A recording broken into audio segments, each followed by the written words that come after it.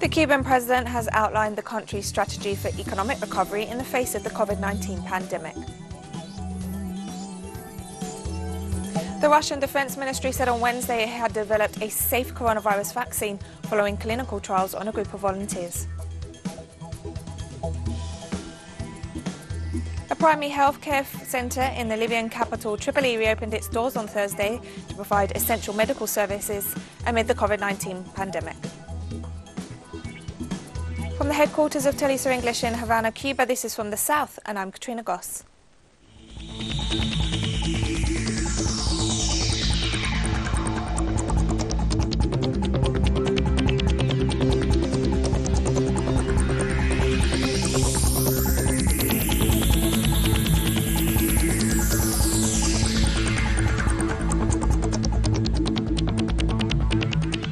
This Thursday, in an extraordinary meeting of the Cuban Council of Ministers, President Miguel Díaz-Canel explained the strategy for economic recovery in the face of the COVID-19 pandemic.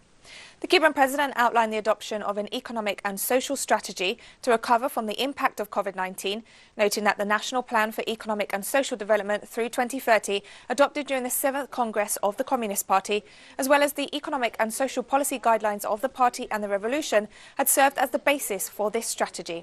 He also stressed that the world faces great economic challenges, not only Cuba, which is also subject to a criminal US blockade, and that the Cuban government will never abandon its people. But the complex situation is not only in Cuba, it is the case around the world. And in the midst of this situation, we continue to propose and seek solutions for everybody. There is no government in the world that concerns itself like us about whether its people eat every day or not. Every day we are immersed in the search for solutions to all these issues, thinking and feeling as a nation, thinking and acting for the common good. And we have to explain that sometimes, in order to benefit everybody, we must take measures that could be seen to benefit just a few, but that in the long run will be beneficial for all. I want you to remember that in recent months, we have faced numerous attempts to prevent the arrival of fuel to our ports, a shortage of foodstuff, supplies and raw materials to sustain important productive services, and also sanctions that have diminished our hard currency revenue amid the COVID-19 pandemic. Ecuador's health ministry reported 49 new COVID-19 fatalities over the last 24 hours, while noting that over 3,000 other deaths have been registered from symptoms similar to those caused by the novel coronavirus. The death toll in Ecuador now stands at over 5,200. Meanwhile, over 1,000 new cases were confirmed, taking the total to over 71,000. Since the first case was reported on February 29th, health authorities have carried out over 190,000 tests. According to the official data, over 31,000 patients have recovered from the virus. The Ecuadorian government continues to face widespread criticism for its mishandling of the health crisis, with cases of widespread corruption in the acquisition of medical supplies and doubts cast over the gap between the official figures and the reality on the ground. The Brazilian Health Ministry registered more than 1,200 new COVID-19 fatalities in 24 hours this Wednesday, bringing the nationwide death toll to over 75,000. Meanwhile, the number of new confirmed coronavirus cases reached almost 40,000, with the total now close to 2 million. The southeastern state of Sao Paulo, the country's most populous, remains the worst hit, followed by Rio de Janeiro. Brazil is the second hardest hit country in the world after the United States, in terms of both fatalities and cases. Venezuela has denounced before the international community the illegal entry of a U.S. warship in its territorial waters. In a statement, Foreign Minister Jorge Arreaza rejected the statements of the U.S. Southern Command, which claimed that Venezuela makes excessive maritime claims over what it described as international waters. The USS Pinky destroyer sailed 16.1 miles off the Venezuelan coast. The Foreign Minister stressed that this action violates international law and was a clear act of provocation carried out as a result of President Donald Trump's recent visit to Florida, where he met with figures opposed to the legitimate government of Venezuela. During a press conference this Thursday, Mexican President Andrés Manuel López Obrador provided details on the civil protection process in the state of Jalisco, an area of the country with high levels of violence and organized crime. Como este, que tiene que ver con la seguridad del pueblo. In issues such as this, related to people's security, to guarantee the peace, the tranquility of our citizens, we have to act in a coordinated manner, to put aside party differences, and that is what we are doing in Jalisco. Chileans have denounced illegal arrests and the excessive use of police force during mobilizations to express support for the approval of a bill on pension funds. During Wednesday night and into the early hours of this Thursday, Chileans gathered in several cities of the country to celebrate the approval of the bill by the Chamber of Deputies, which would allow them to withdraw 10% of their pension funds in order to face the current economic crisis. They also condemned the limited economic relief provided by the Sebastián Piñera government. Once again, demonstrators were violently repressed by police forces who made several dozen arrests. The Nicaraguan electricity company is conducting studies on geothermal energy as part of efforts to generate clean energy. Geothermal energy is the second most widely available source to generate clean energy in Nicaragua. The development of this energy source requires multiple studies in order to identify the characteristics of geothermal fields in the country. In Nicaragua's case, the areas of Laguna de Apoyo, the Mombacho volcano and the Casita San Cristobal geothermal project are already in the exploration phase after being identified as having the highest energy generating potential. A new cloud of dust from the Sahara Desert is moving towards the Caribbean. According to Cuban expert José Rubiera, although the latest cloud is much smaller than the one that affected the region in mid-June, it will help prevent hurricanes. The specialist explained that the arrival of dust from the distant Sahara Desert to the Caribbean region is normal at this time of the year. He added that the cloud was expected to arrive in the next few days, but would not cause visible effects such as those seen in a few weeks ago. This phenomenon suppresses hurricanes in the Atlantic Ocean because the atmosphere is loaded with very dry air that inhibits rains. And we're taking a very short break now, but we'll be right back, so don't go away.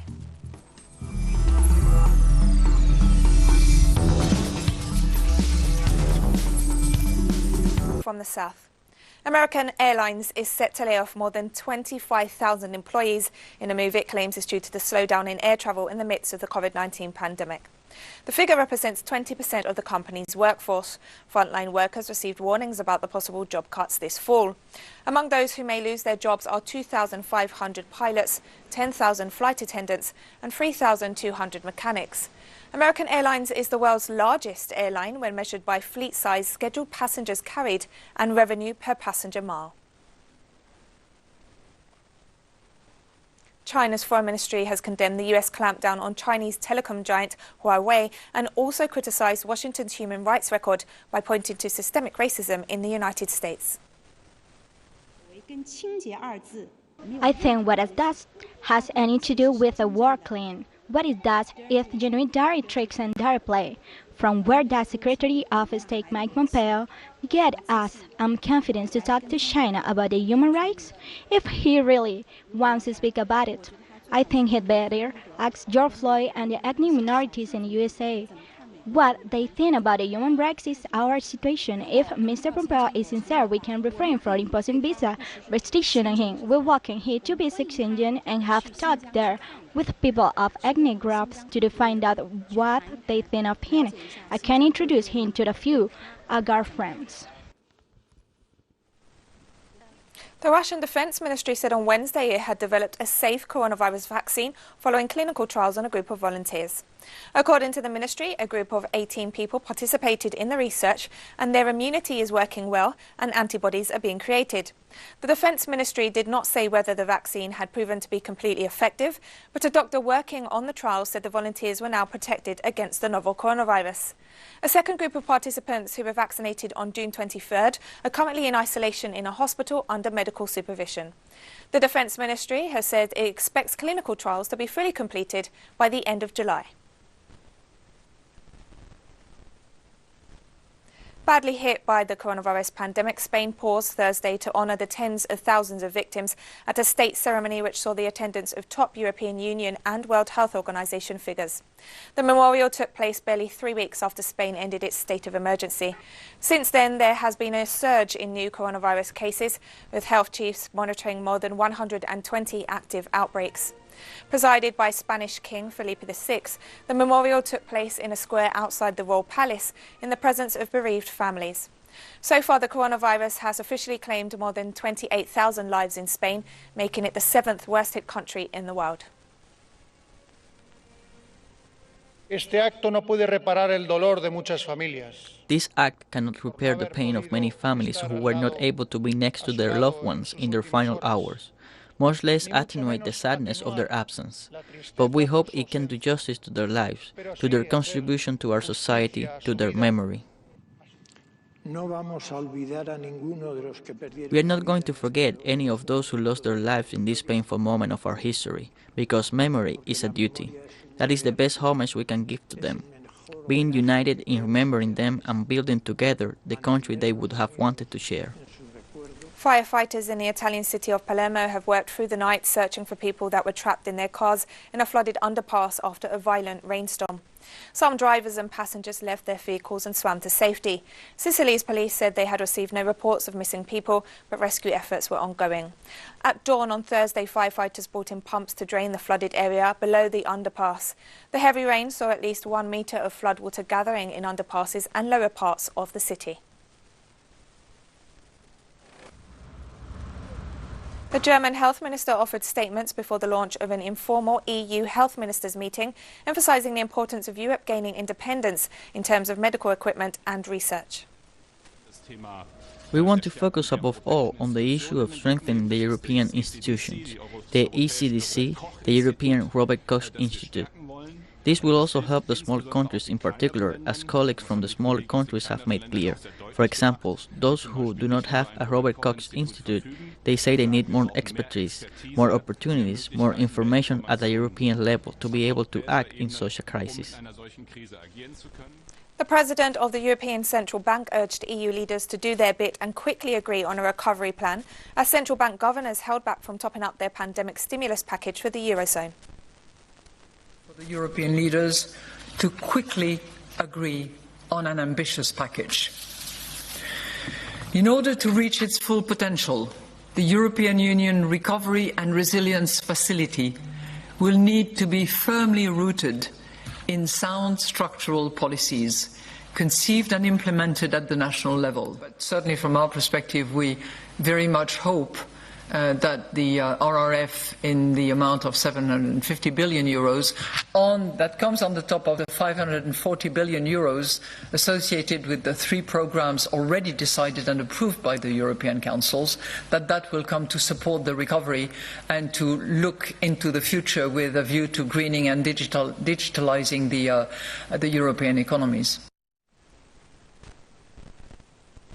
Croatia's president has appointed Conservative leader and current Prime Minister Andrej Plenković as the Prime Minister designate to form a new government following parliamentary elections earlier this month.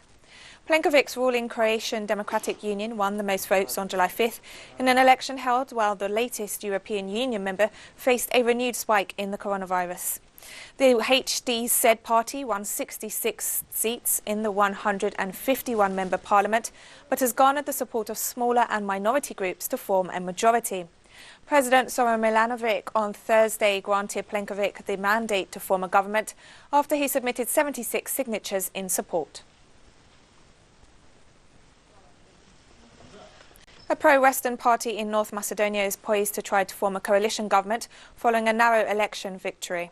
The Social Democrats, led by former Prime Minister Zoran Zaev, declared victory on Thursday after receiving 36% of the vote, with 94% of ballots counted according to official results.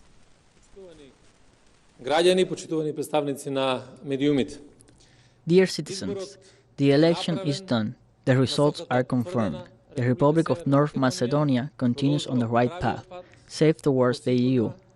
I congratulate each and every citizen who, regardless the world pandemic, has come out to fulfill their civil obligation and their constitutional right to vote. Every voter is a winner of these elections. Everyone who took part. The winner is the Republic of North Macedonia. Our country showed that rightfully is a NATO member and rightfully it is on the beginning of negotiations for EU membership. As citizens and as a country, we showed again our European values. We organized free, democratic, fair and European elections, as it should be for a state that is waiting for the talks for its membership into EU. Australian Prime Minister Scott Morrison on Thursday ruled out the prospect of the country attempting to eradicate the coronavirus, describing it as a risky strategy. Australia initially enjoyed similar success to that of neighbouring New Zealand in suppressing the spread of COVID-19 in the early weeks of the pandemic. The strategy has succeeded in New Zealand, but just as Australia was lifting its lockdown restrictions, breaches of quarantine controls led to community transmission of the virus in Victoria State.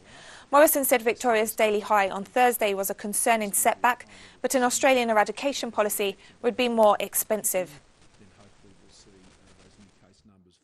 The Victorian situation is very concerning, but as I think the Chief Health Officer in Victoria was remarking today, they are, I think, hopeful that what we're seeing is those figures starting to level out. I said yesterday that I thought this would still be at a high level for some time, but as the effects of the lockdown, I think, kick in, then hopefully we'll see those new case numbers fall. And so, yes, it is a big setback in Victoria. And we have more stories coming up after this final short break, so stay with us.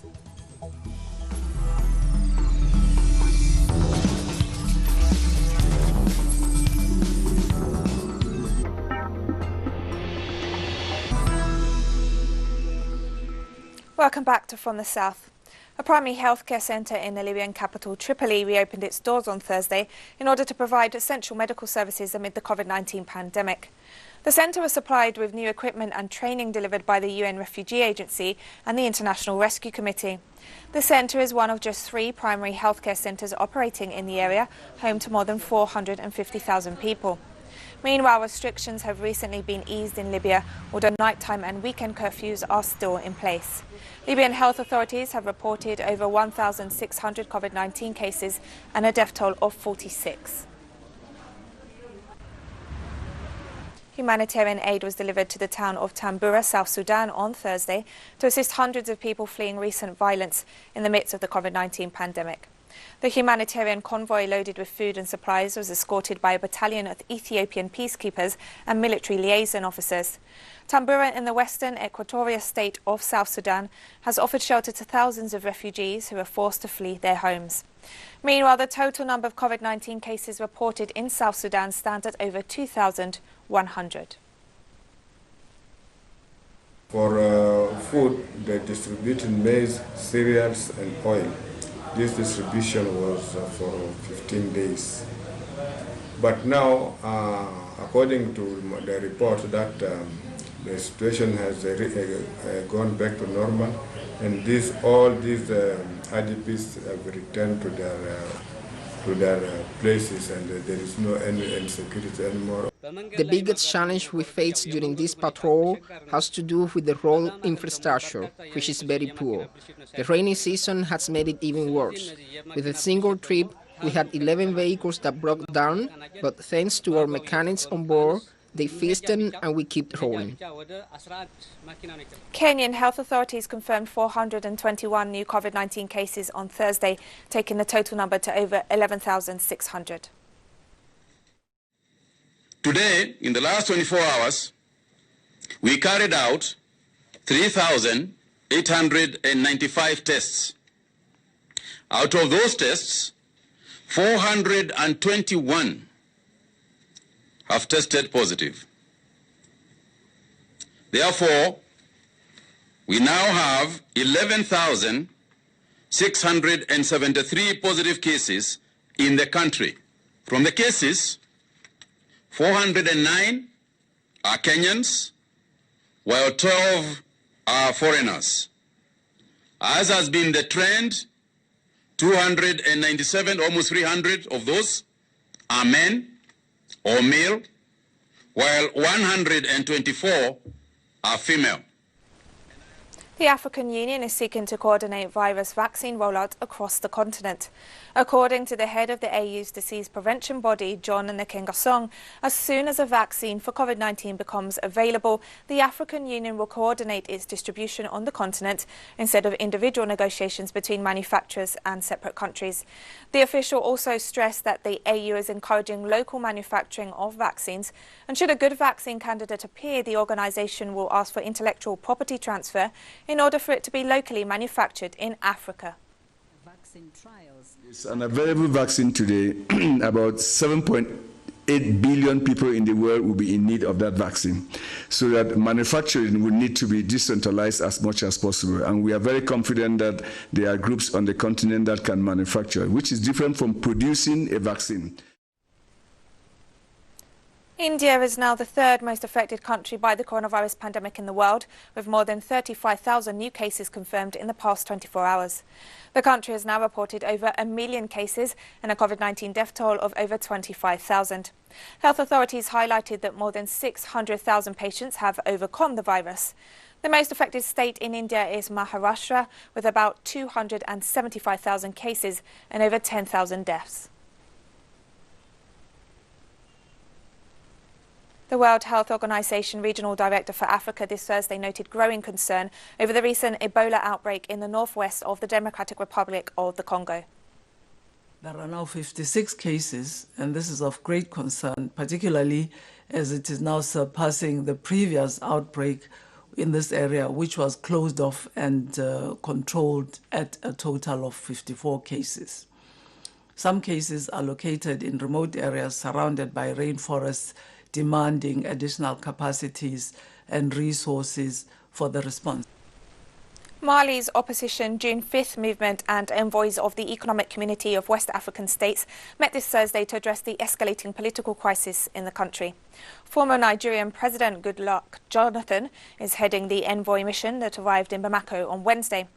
Leading figures of the June 5th movement noted that instead of demonstrations set to take place on Friday, a memorial service will be held for those killed during recent violent protests, in which 11 people were reported dead and over 150 injured. The opposition June 5th movement has formed an alliance of political, social and civil society leaders demanding political reforms in the country. And we've come to the end of this news brief, but you can find these and many other stories on our website at telesoenglish.net. You can also join us on social media, Facebook, Twitter, Instagram and YouTube. For Teleso English, I'm Katrina Goss and thank you for watching.